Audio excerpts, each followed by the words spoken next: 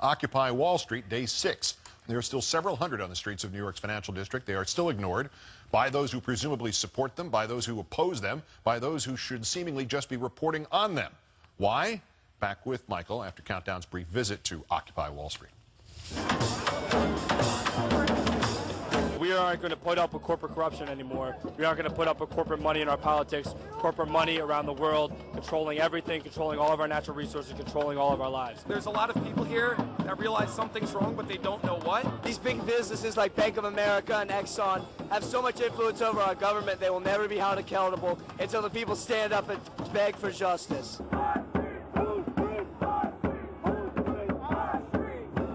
We can televise, all of the protests in the Middle East, but we can't. This is happening in our own backyard, and why isn't this on TV? Why? There are a bunch of people basically gambling with all of our futures, and I don't agree with that. I don't consent to that. Our politicians no longer represent us, the people. The voice of the people has not been heard. These people are out here talking about things that affect everybody. Problems with the banking system, problem with politics, my 401k plan, your 401k plan, problems with how that all works. I lost my job and I lost my health insurance. I sort of have a social safety net from the unemployment insurance, which citizens pay for. This is a difficult story to tell, and that it's still an unfolding story. And that, I think, until there's a compelling narrative of why people have decided to peacefully occupy Zuccotti Park, I think it's very hard to communicate that story to everyone else. Erica Ferrari got that for us. Thank you, Erica. Continuing now with Michael Moore. I asked Will Bunch this question last night. Let me ask a version of it to you tonight. That's 2,000 or 500 or 50 Tea Partiers there protesting taxes or protesting stimulus or anything else they don't like on Wall Street. It's on the evening news, isn't it? Oh, absolutely. You wouldn't need that many Tea Partiers there. It would be the top story. And the same thing a couple of weeks ago when 1,000 environmentalists were arrested at the White House. Imagine 1,000 Tea Partiers arrested.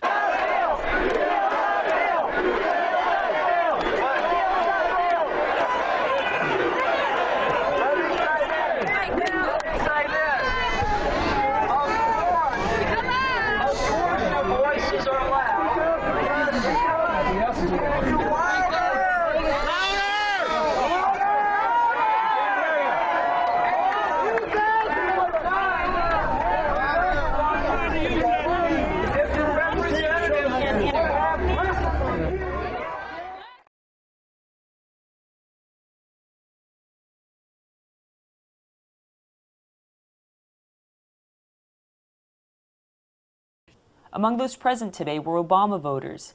U.S. Army veteran Vince Trevino is one of many voters whose current disappointment with the administration may cost Obama votes in his second-term election. I'm disappointed that he did not push peace.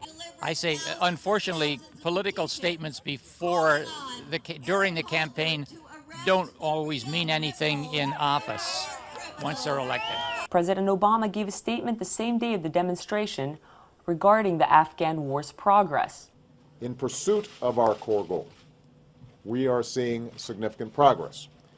Today, al-Qaeda's senior leadership in the border region of Afghanistan and Pakistan is under more pressure than at any point since they fled Afghanistan 9 years ago. Ray McGovern and others at the rally had anticipated the president's statement.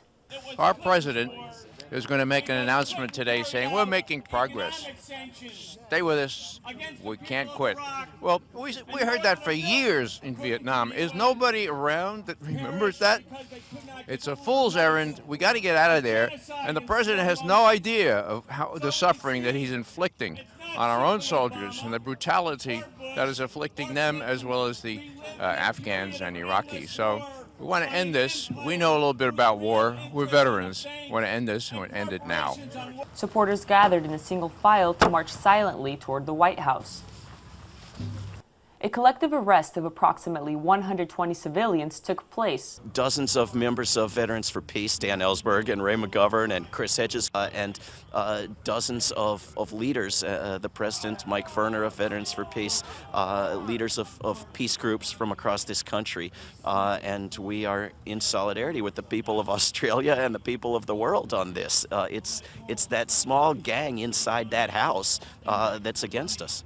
Sergeant David Schlosser explained the types of charges that are typically associated with such cases. In 36 CFR section 7.96, it codifies the regulations for demonstrations on the White House sidewalk. The folks here that are getting arrested are in violation of those sections, and they're given 3 warnings to come into compliance with those regulations. They do not come into compliance, so as a result they're being placed under arrest. Organizers expressed that today's action is one of many to come as participants continue to advocate for the reignitement of an anti-war movement across the nation. I think this war will be going on for a very long time. I hope this will be the beginning of a wave of civil disobedience, which we haven't seen and should have seen with respect to this atrocious war. It's over time, but it's not too late. And I hope people will send the message, this war cannot go on any longer with our consent. I can't speak for why the networks have not covered this.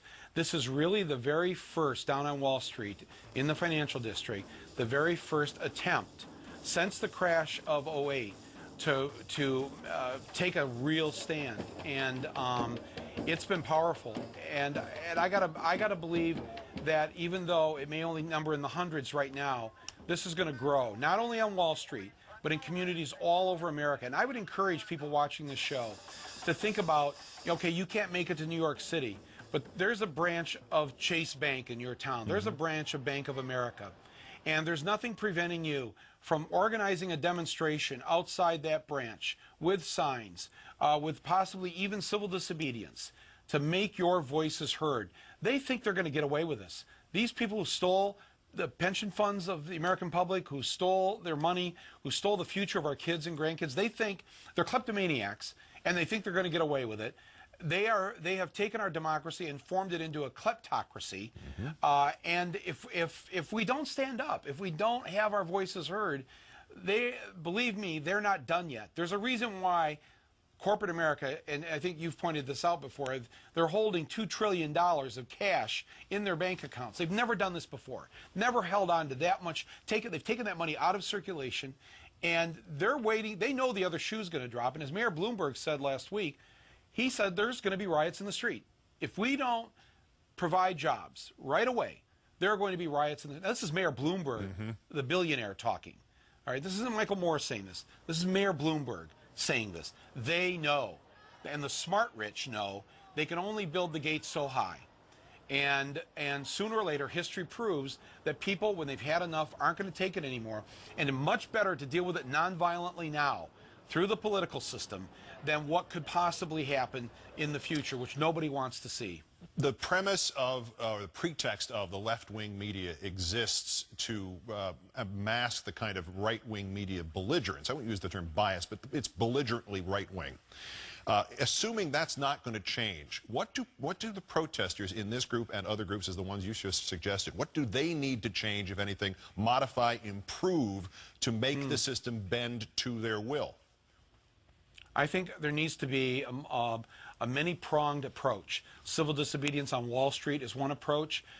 People doing things locally in their communities is another approach. People who are being foreclosed upon need to know that they can't find the original mortgage. The bank can't find it. I can tell you that right now, because they split it up and they bundled it and put it into derivatives, and nobody really owns your mortgage. So you should never leave your house. You should resist this as long as you non-violently can.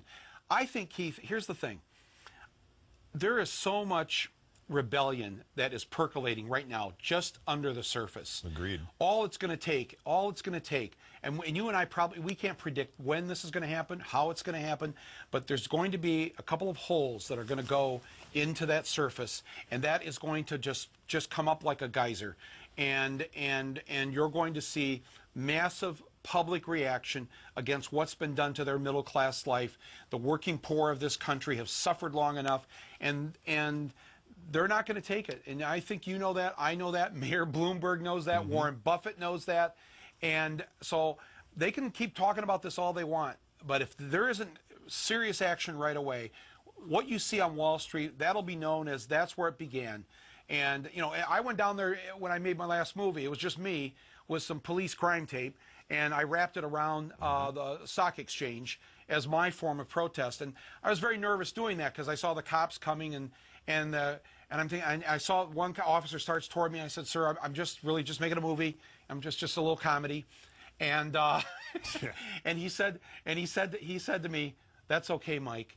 He said, "These guys in here, they've lost so much money out of our police pension fund as a result of what they've done." He said to me, "You just New York cop." He said, "You just take all the time you want." Oh my! I said, "Oh, Yeah, okay. right. Wow, the police are on our side." There's your first hole in the ground. The second one was the hint Yes. from Wisconsin, and we'll see what the third one is. All right, look, I'm devoting the last segment of this show to the big issue of the death penalty, but I wanted to give you this time to react to this execution last night. The death. We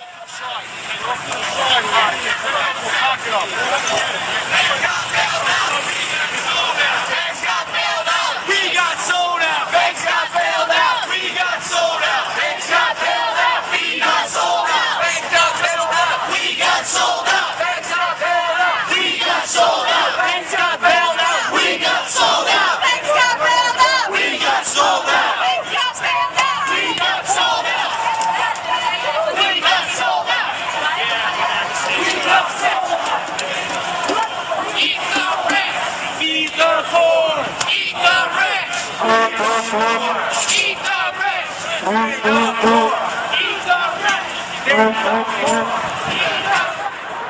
Remember that next time, put your pencil.